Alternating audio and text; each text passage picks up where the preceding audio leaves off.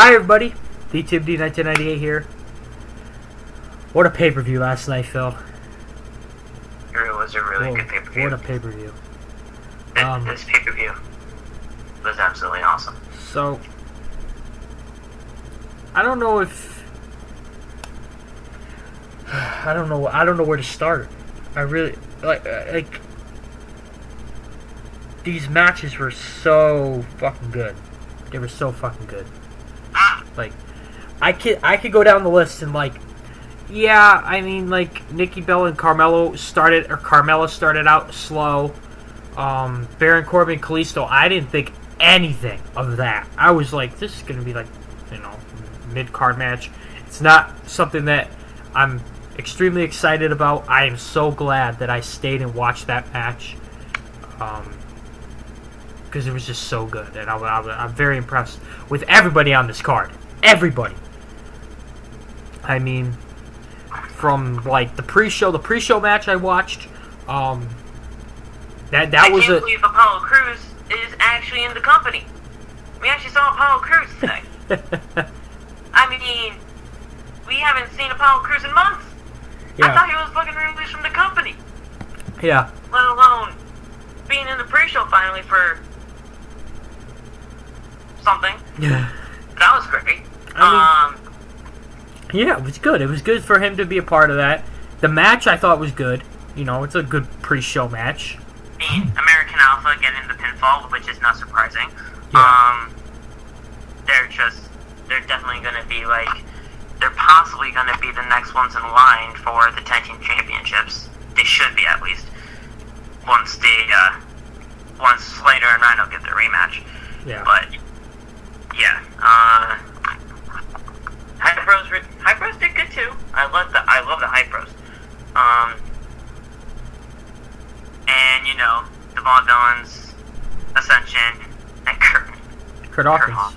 You know, they all did good. Everyone in that match, and you could tell it was a good match. By pre-show standards, it's a match that got me pumped up for the pay-per-view, and interested, and I was excited for it.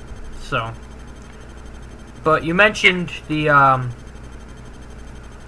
Heath Slater and Rhino getting the rematch. Obviously, the Wyatt family defeated them as well. We didn't do our predictions, which I apologize, Phil, because I know you want. I was completely off today, or the past couple of days. I was going crazy, but I got a video up there. Okay, all right. Well, yeah.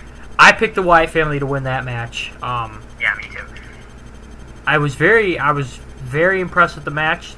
Even though it was a 6-minute match, I thought it was a good match. That was very surprising to me. I did not think it was going to be that quick of a match. Yeah, it was a little disappointing that it was that quick of a match, but I mean, Bray Wyatt and Randy Orton, you get to see that. That's an okay thing. I'm not a big, this is great. It's an okay thing, and I think they deserve to win the tag titles over Heath Slater and Rhino.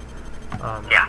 We'll see what happens with Bray Wyatt's first championship ever in WWE. Yeah. Which is very sad to me. Yeah, that's very sad. That's gotta get fixed. But I'm glad that they finally won a championship.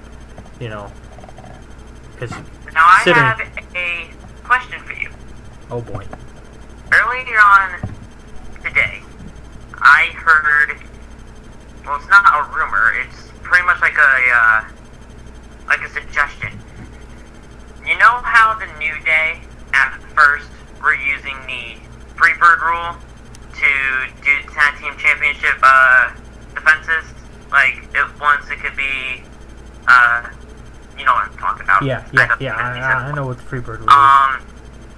Do you think that this also should apply to the Wyatts? No. Do you think that this could happen here? Do you think it should be strictly Wyatt and Orton? Bray Wyatt and Randy Orton are a good thing right now. You know what I'm saying?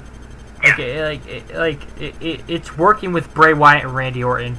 I don't think the Freebird rule, because Luke Harper and what the hell is the other guy's name? Eric Rowan. They weren't even out there with him, right? Well, Luke Harper was. Was he really? Yeah. When the hell would that happen? Luke Harper took a spear from Rhino. Oh shit! I'm so fucking stupid. And then Rhino got Yeah, back in. I remember. Eric Rowan, he's injured. Yeah, he's injured. But I don't really think it's necessary though. I think Bray Wyatt and Randy Orton should keep it to themselves. Luke Harper was holding the 2 championships too. I'm not a big. That's probably what they're going to do, and and I could probably see that happening. But I'm not a big fan on it. You know what I'm saying? Yeah, I just wanted to get your point on it because that just. I mean, it seems plausible that they can do that, but thing is, I don't know. Yeah.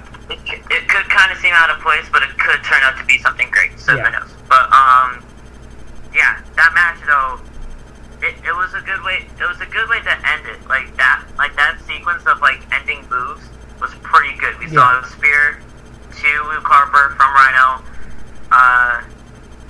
Then he gets back in the ring. Bray Wyatt doing that spider crawl, and then Randy Orton, who was the legal man, hit him with the RKO for the win. So that was awesome.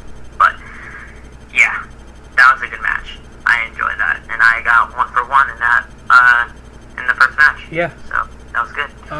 Nikki Bella and Carmella. I honestly thought Carmella was going to win this match. Oh, you had Carmella? Yeah, because I don't think it would have made sense to have Nikki Bella win, but you know, it's okay. You know, another decent match that was put together nicely. I had Nikki going into this, yeah. So I was 2 for 2 here. But here's what I have to say about this match. This match was good. I'm not going to do anything say anything bad about these women. These women did great things out there in that no disqualification match. And my comment is actually going to be something good, because this feud shows that you don't have to be in a championship feud to have a good one. Yeah. Oh yeah. This feud right here, Carmella has done one of her best heel works in this feud ever since she's coming up from the main roster since the brand split happened. Oh yeah. Oh yeah. Now I admit, during her first few months on SmackDown, it was a little rocky for her, trying to get herself over as a heel. But ever since this feud with Nikki Bella started, her heel run has skyrocketed, and I applaud her for that. And this feud shows that you don't have to be in a championship feud to have a good feud. So I applaud those women for that, and I think Nikki Bella, since this, I think this feud is going to probably keep going on for a little while, but after this feud is over, I think Nikki Bella should challenge the new champ for the women's championship. Yeah. It was a well put together match. The women had all the weapons to play around with, and it was nice to see that. That fire extinguisher spot, though. That was awesome. I was very, it's fun. I mean, that's what it was supposed to be. You know, it's not supposed to be too overly gimmicky. And that's exactly what TLC has been over the past couple of years. Is almost overly gimmicky. This was. It seemed like it was in a kind of, I don't want to go extreme, but it tested the limits to a degree, and that's what made it a very good pay-per-view. The Intercontinental Championship match, good God. Good Lord. If it wasn't for the main event, this was the best match on the card. Oh, definitely. This is definitely what a hell of a match. There were six different number 2. There was 6 different points in this match where each, at 6 moments I thought Miz was going to win, and 6 moments I thought Ziggler was going to win. And I came into this not knowing who was going to win. And I picked Miz because I wanted it to be Miz. And I was like, I think you got to keep the title on him and let him go on to a new feud. I don't think you could just stop Miz's momentum here. I think you really have to ride this wave Because Miz is killing it right now. He is killing it. Yeah, I went on a limb and said that Dolph Ziggler was going to win. I didn't think that I was going to get this prediction right, but I went on a limb and just said, hey, what the hell? Dolph Ziggler is undefeated going to ladder matches in TLC, so why not happen? But, yeah, I knew I was going to get that wrong in the long run. But this feud between Dolph Ziggler and The Miz is going to go down in history as one of the best feuds in SmackDown Live history. And this feud elevated that Intercontinental Championship to what it used to be, and that right there is more important to me than anything, because this feud and the Intercontinental Championship, it meant everything to those superstars, and that is exactly what I like to see. Yeah. There was a point in the match where it stood out to me the most, and it was a spot where Dolph Ziggler was getting put into the figure four through one of the rungs of the ladder, and that right there, that storytelling of the leg, like being injured, that right there, that was just like, wow, you guys are killing it out there.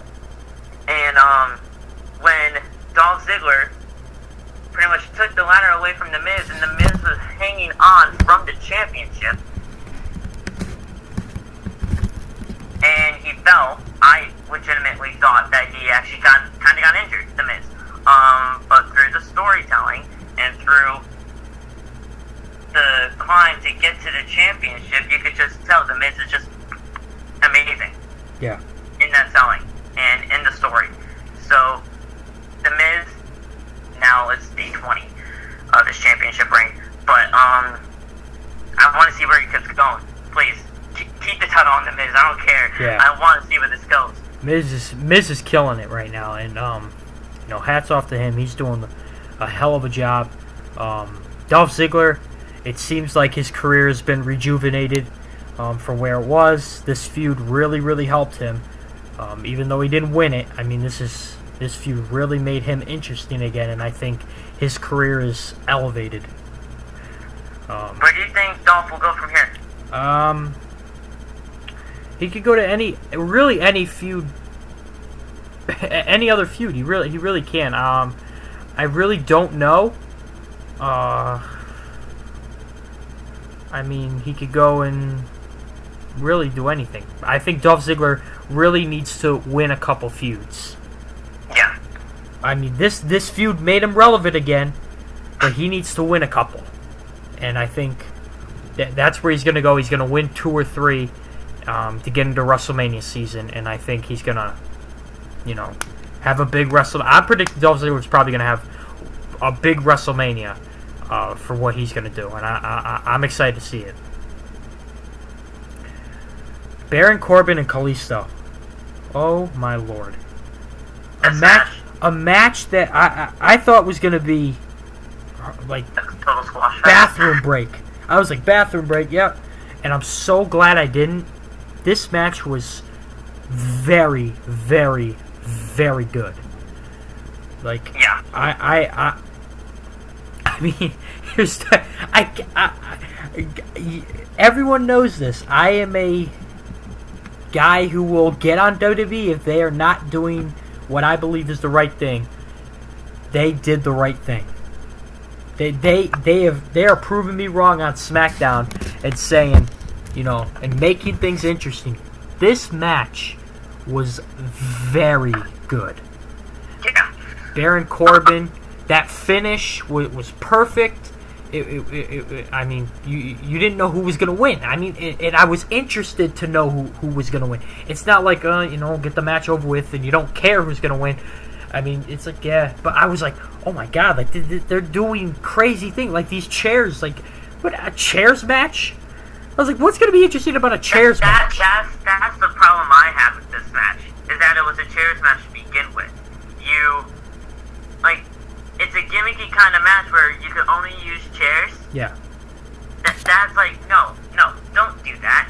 Do like a Falls Count Anywhere, anything goes match at TLC. That I would be good with, because you could use anything to your disposal. I mean, you have ladders, tables, and chairs on the stage. You could have went there and you could have done something. I mean, it's a no disqualification match, but you can only use chairs. Yeah. Okay, well, what's gonna happen if you use a table?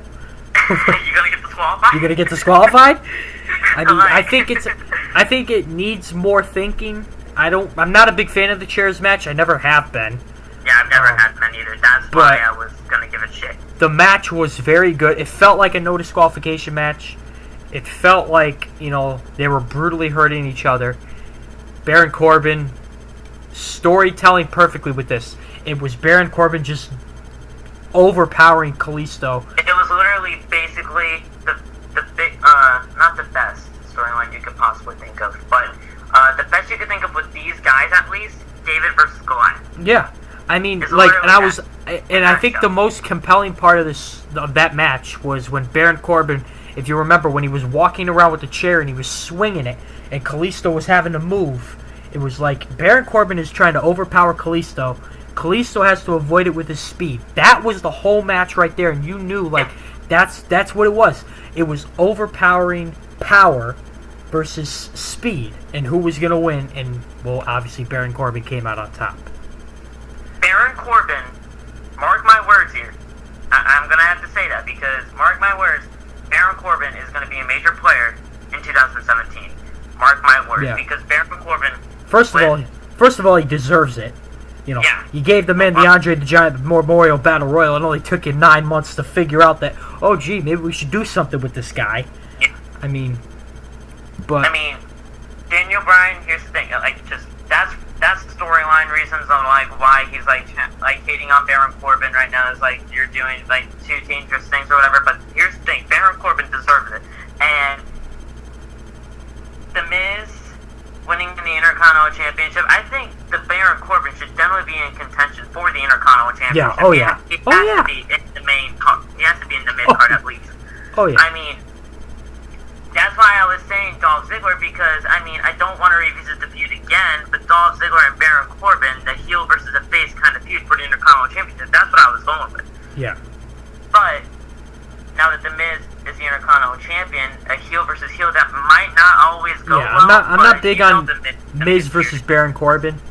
That I don't think will work. I think Baron Corbin deserves in 2017 to have an opportunity to become Intercontinental Champion, or at least fight for it. Yeah.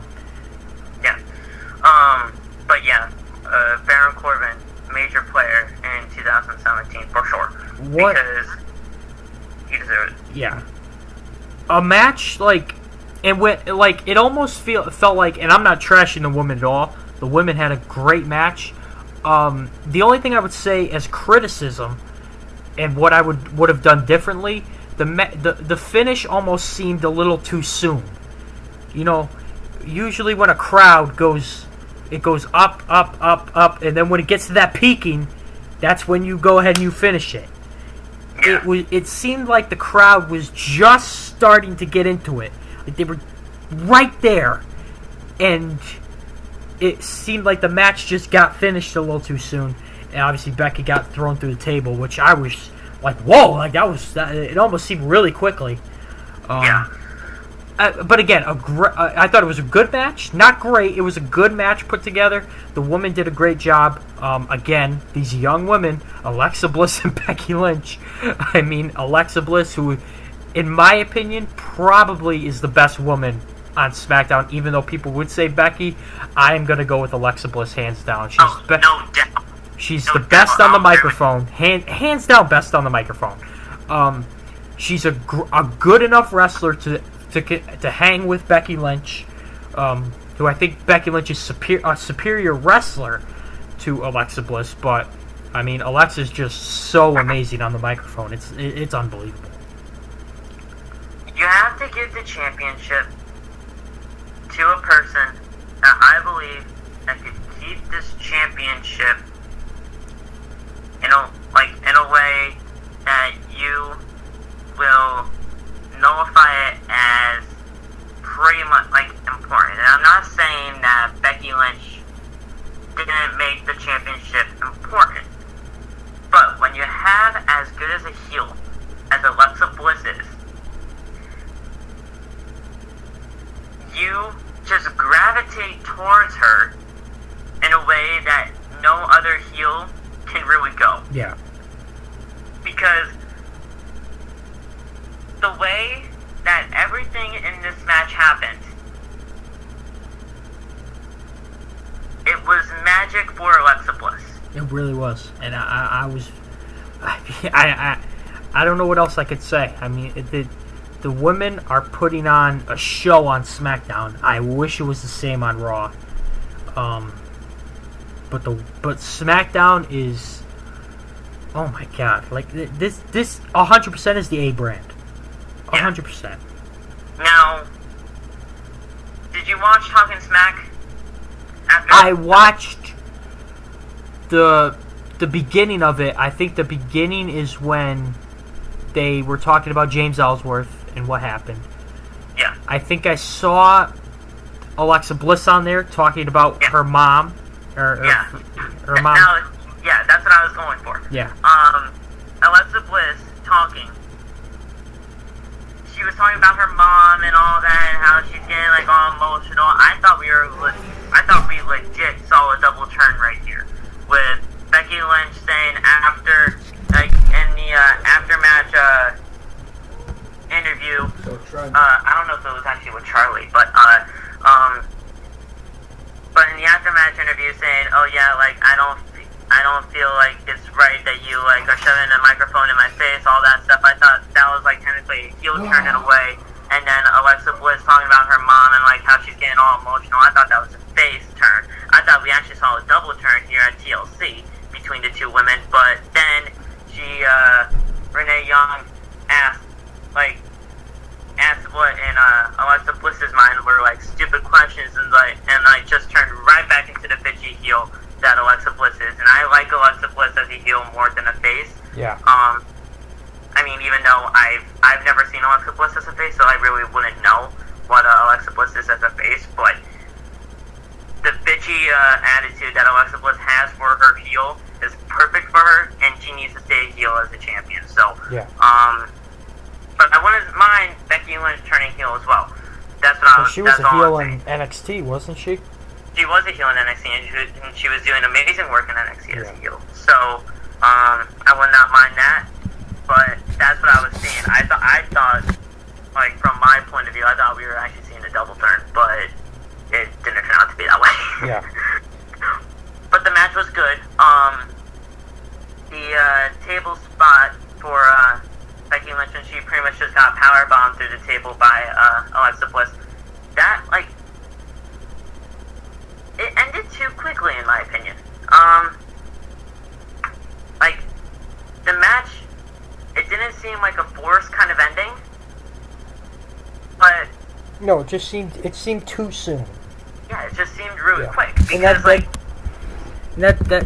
at least that's how I felt. Yeah. I mean, the crowd, they weren't as into it as I thought they were going to be, because this feud, like from top to bottom, this feud was actually on a really all-time high. Yeah.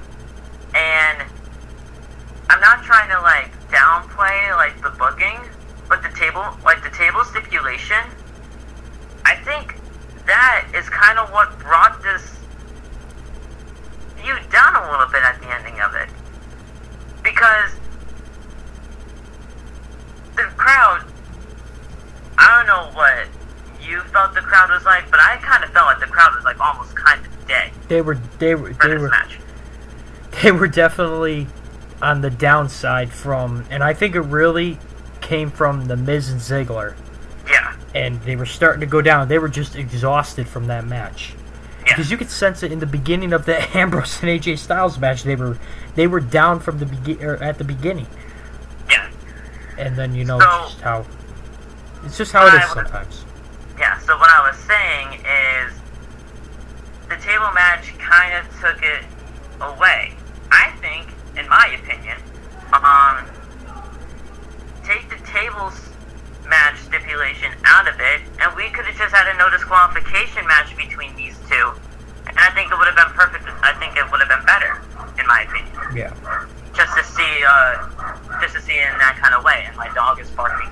Sorry if you can hear that in the video, but yeah. But it kind of just felt a little weird at times, but the match was good, and I like these two women nonetheless. So it was good. Now, Phil, what'd you call this match? This next one that we're about to talk about? Oh, yeah. Hands down, the best match, the best main event in 2016. Yeah. This match was unbelievable. It was... From top to bottom, the story like... in this match was great. It was absolutely amazing. It shows, first of all, this is going to rejuvenate Dean Ambrose's career. That's number one, because they finally got James Ellsworth out of Dean Ambrose. Yeah. But thank God. I mean, because that was killing him. 30 minutes and 50 seconds. Yeah, 30 minutes and 50 seconds on this match. And it didn't seem like it. It was... the match felt perfectly timed. And this is... I'm not going to totally discount Dean Ambrose, but AJ Styles was huge in getting that crowd back into this match. From every spot. I think Dean Ambrose did a good... Dean Ambrose with the elbow from the ladder on the announce table. God, that was awesome. Like, every time you're thinking, oh, they're going to miss. Oh, they're going to miss. And they didn't. It was hit after hit after hit. And AJ Styles with the springboard 450 from at the top rope to the outside onto Dean Ambrose, who's lying on a table. I literally, the table literally exploded. Oh my and God. I thought, literally someone got hurt from that spot. Good Lord. The way these two were able to rejuvenate the crowd and get them back into the show, it's unbelievable. It just shows how good of workers both these guys are. AJ Styles is the best wrestler on the planet. There's no doubting it. Yeah, you could hate Dean Ambrose or you could love Dean Ambrose, but the thing is, what I'm going with here is you can't deny the man's work. Dean Ambrose pretty much practically killed himself, and he pretty much practically killed AJ Styles in the process. I mean, you guys, you gotta understand that Dean Ambrose, when he did that elbow drop from the pretty much technically the top of the ladder on the announce table to AJ Styles, who was laying on the other announce table. I mean, that spot right there, I'm like, don't do it! It was crazy. Don't do it! I mean, you can make a case for Seth Rollins as the best wrestler in the company. You can make a case for, you can make a case for a lot of guys as the best wrestler in the company. I can't deny AJ Styles anymore. Now, that man is so good. Once AJ Styles' contract with WWE expires, Vince McMahon better sit his ass down in his office and give him a hackle of a lot of money just to get him back. You better give him whatever he wants. Without AJ Styles. Whatever AJ Styles wants, you better give it to him. Without AJ Styles, there's no way that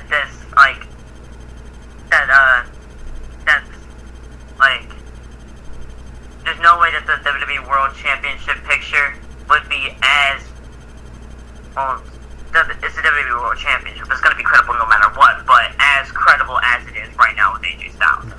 No way. And he's just, he's just an amazing worker, and you can't deny it.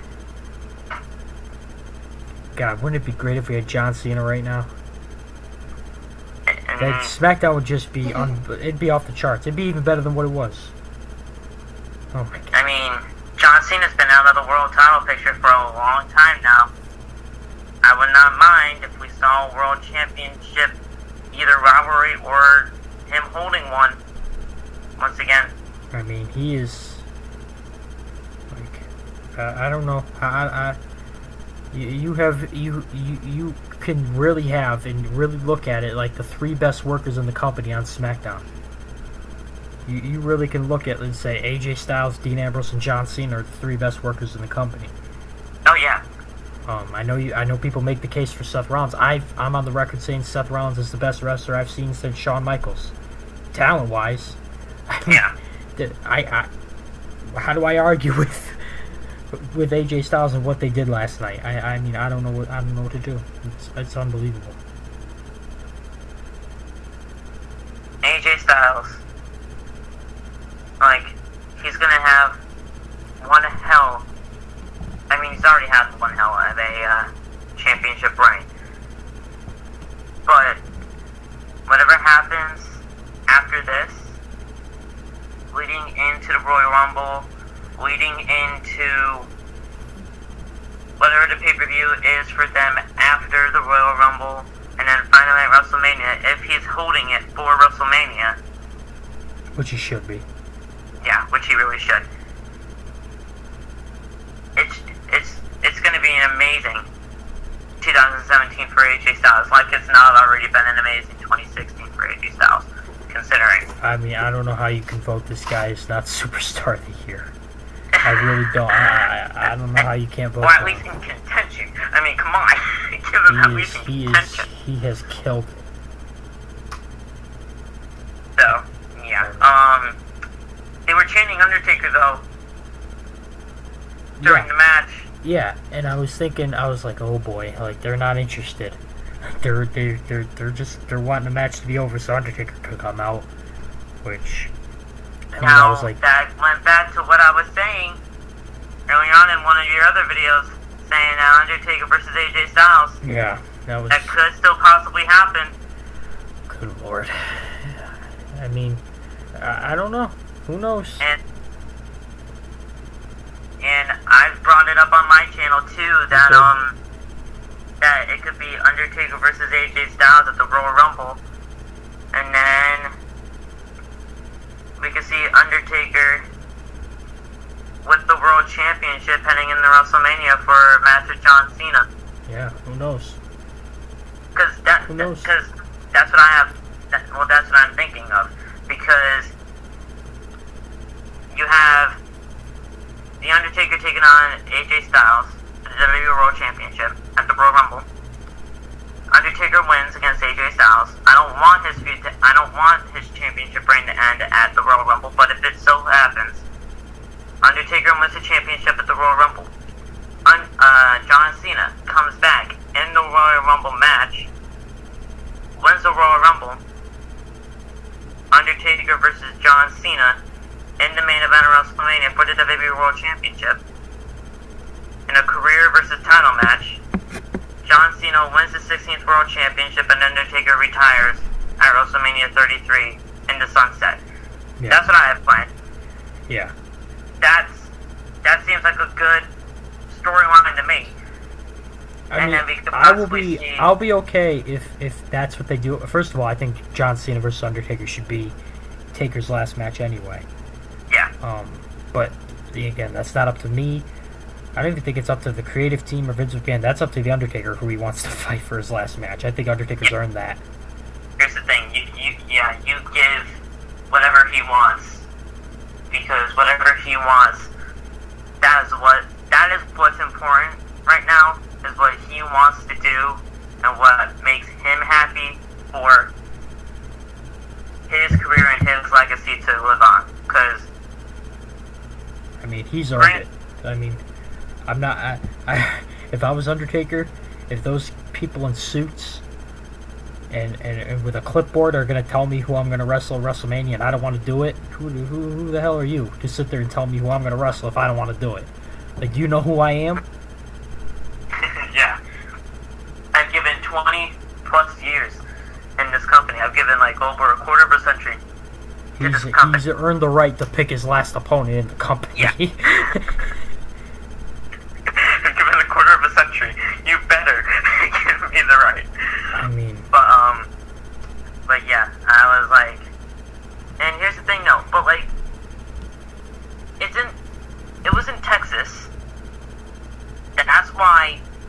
they were chanting The Undertaker. But the thing is, as much as I wanted The Undertaker to come out during the match, I didn't want The Undertaker to come out during the match because The Undertaker would kind of just outshine what these two men did in that ring. Yeah. And what those two men did in that ring was absolute magic. Yeah. Like paradise in the wrestling world right there.